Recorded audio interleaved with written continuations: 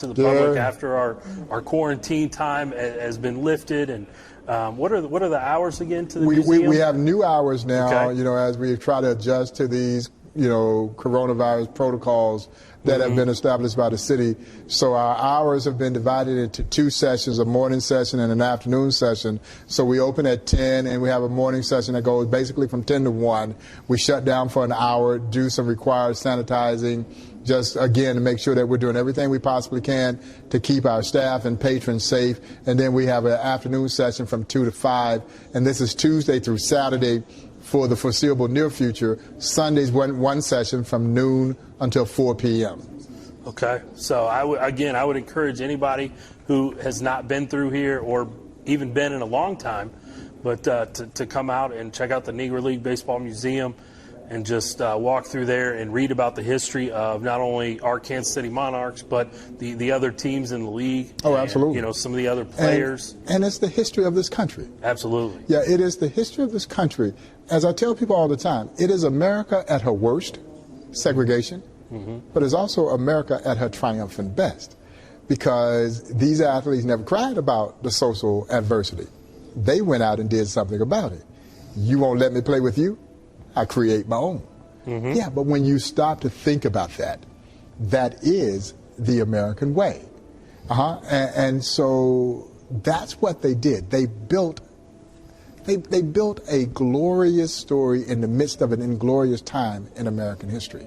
And I think that's why people are so awe-inspired by what they learn here once they're introduced to the museum and to this incredible story. This story, there's nothing sad or somber about the story, even though the story is obviously against the backdrop of American segregation, a horrible chapter in this country's history. But this, and we treat it as such, this is a celebration. It is the celebration of the power of the human spirit to persevere and prevail. Again, you won't let me play with you? I create my own. Yeah. And it was very successful. And it was extremely successful, because this was the third largest black-owned business in this country during that era of segregation, and it had more impact in terms of its support and spawning other black-owned businesses than the two that were ahead of it. The two that were ahead of it, they were in business primarily for themselves. But Negro Leagues Baseball was a catalyst that sparked economic development in African-American communities across this country. Again, wherever you had successful black baseball, you had thriving black economies. Historic 18th and Vine was no exception. The place was jumping. It was absolutely jumping. As the late, great Buck O'Neill would say, if you came to Kansas City and you had a relative that you hadn't seen in a long time, just come to 18th and Vine on a Saturday and stand on the corner. They got to walk by there. But it was also the epicenter of black life in Kansas City. But that's what the Negro Leagues did. They built a way when there seemingly wasn't a way. And they knew they could play. And they were good at it. And they wanted everybody else to know how good they were. But in the process and the pride and the passion that they had for this game, their love of the game literally changed the game. But more importantly, it would change our country for the better. And it did. And Jackie Robinson was another integral part of that. Everybody knows the story of him breaking the color barrier in Major League Baseball as a player. Talk about that and his importance to taking that next step forward for our country. Oh, absolutely. And a lot of people don't know that Jackie Robinson's illustrious career began right here in Kansas City with the great Kansas City Monarchs, 1945. Yeah, I think people think that Jackie walked out of nowhere and just started playing for the Brooklyn Dodgers. But his real rookie season was here in Kansas City with the great Kansas City Monarchs in 1945. At the end of the 45 season, Branch Rickey had signed him away to play in the Dodgers organization. He would spend the 46th season in Montreal in the Dodgers farm system. And then, of course, on April 15, 1947, make that monumental walk on the field as a member of the Brooklyn Dodgers, forever changing the game of baseball, but more importantly, forever changing this country.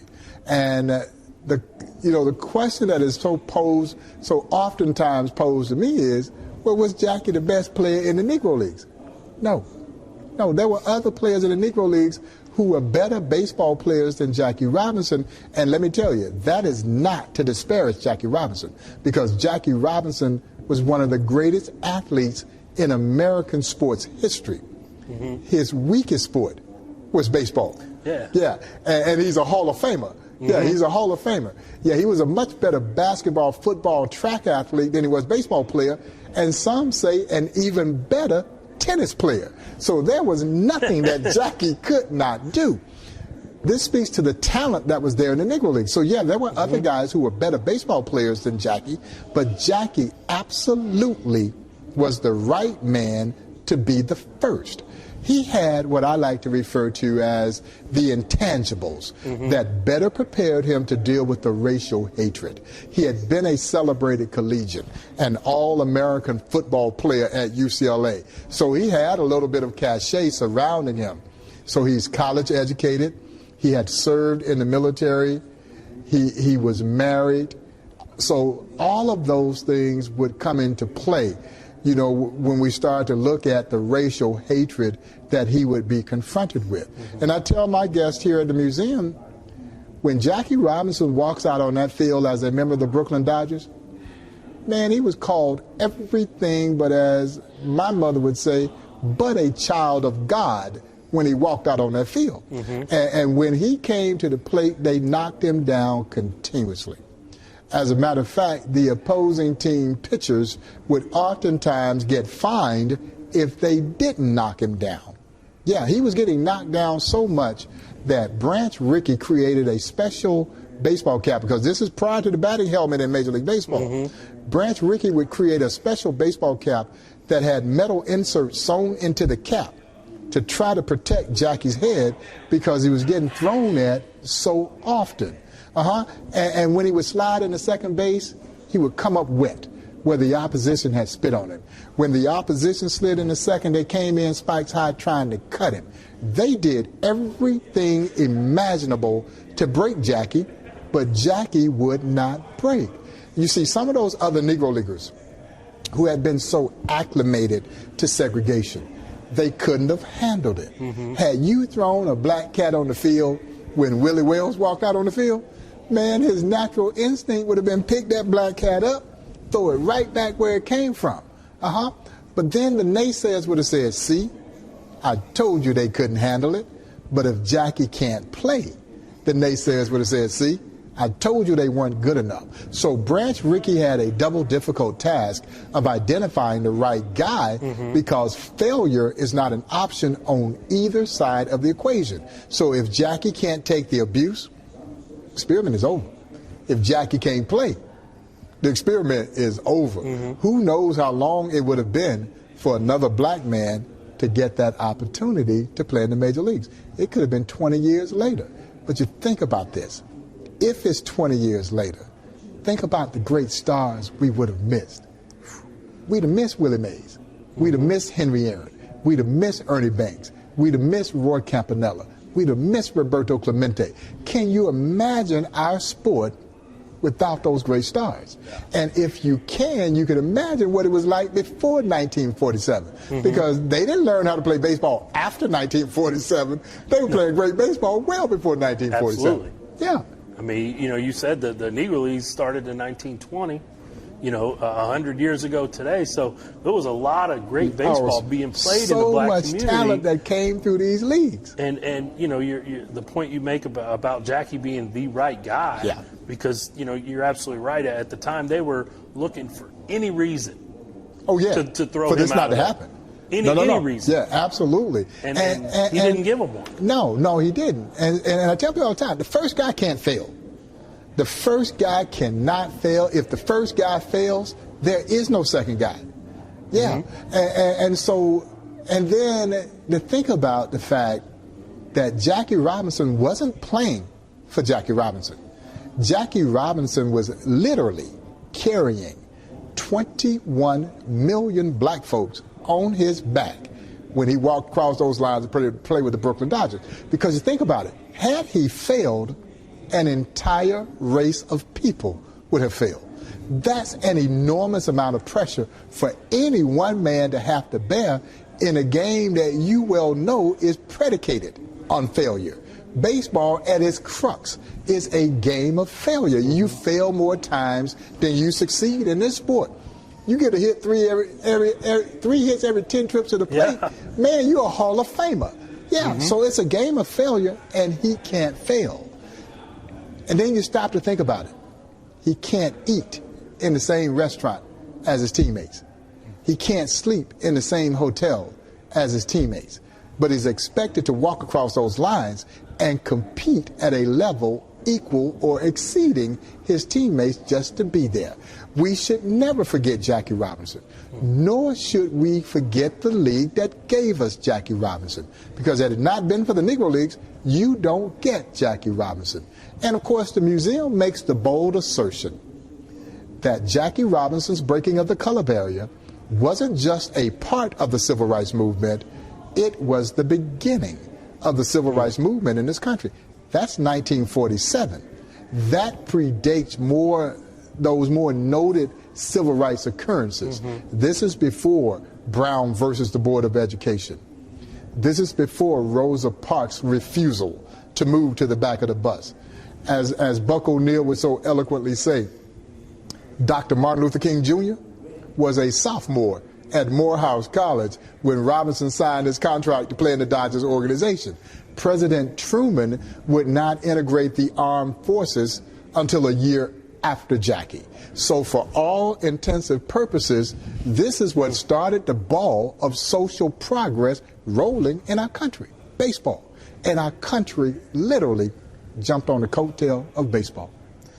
That's a great point. Like I said, there's a ton of history in the museum. One of my favorite parts as I was kind of walking through today is just looking back at kind of the hotel room that the men had to use. Yeah. It was a room not very big, yeah. And not a lot in there, bare necessities.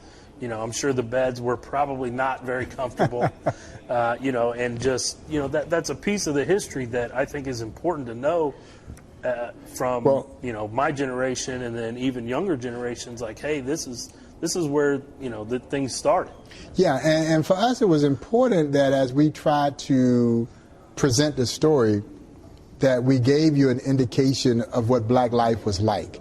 And so you see those symbols of black businesses inside the museum, the barbershop. The barbershop. Yes. The barbershop, which was always a staple in black life. Yeah, the barbershop was one of the few black-owned businesses that survived losing the Negro Leagues. And then you see the sitting room of the Street Hotel. The Street Hotel was the black-owned hotel right here on the corner of 18th and Paseo here in the historic 18th and Vine Jazz District. Now, you could walk into the sitting room of the Street Hotel on any given day. And man, you might have seen sitting in one of those chairs former heavyweight boxing champion Joe Louis, or at that time the fastest man in the world, Jesse Owens. Although Jesse Owens would never race Cool Papa Bell. Flat out refused to race the great Negro leaguer Cool Papa Bell. Jesse Owens would race horses around the bases, but never Cool Papa Bell. Or you might see Lionel Hampton. Lionel Hampton was a devout Monarch fan, the great vibraphonist. As a matter of fact, Buck O'Neill would put Hamp in a Monarch uniform, and man, he'd sit on the bench and serve as an honorary coach. There are great photos of Cab Calloway, who had his own semi-pro black baseball team. So did Louis Armstrong. And as I tell our guests, interestingly enough, all the jazz musicians wanted to be baseball players. All the baseball players wanted to be jazz musicians. So it was only fitting that they would come together here at 18th and Vine, where you had the best of both worlds. Wow, that's great stuff that, you can't just read about, and just the energy exuding off of you, as you're telling us this, it's just, I can tell that you're very passionate about this. And, like I said, I can't say enough great things about the museum and this exhibit here, kind of walking around, with Josh Gibson and Jose Menendez. Yes. And Pop Lloyd, Jackie Robinson exhibit kind of on the other side of this wall. Wall where we are has Satchel featured. Yep, Satchel. And so do you have kind of a favorite spot that you like to come to? It changes every day. Now that we're back open again, I think it changes for me on a daily basis because these pieces are amazing. Oh, yeah. These pieces are amazing, and as you alluded to in our opening, we call it Black Baseball in Living Color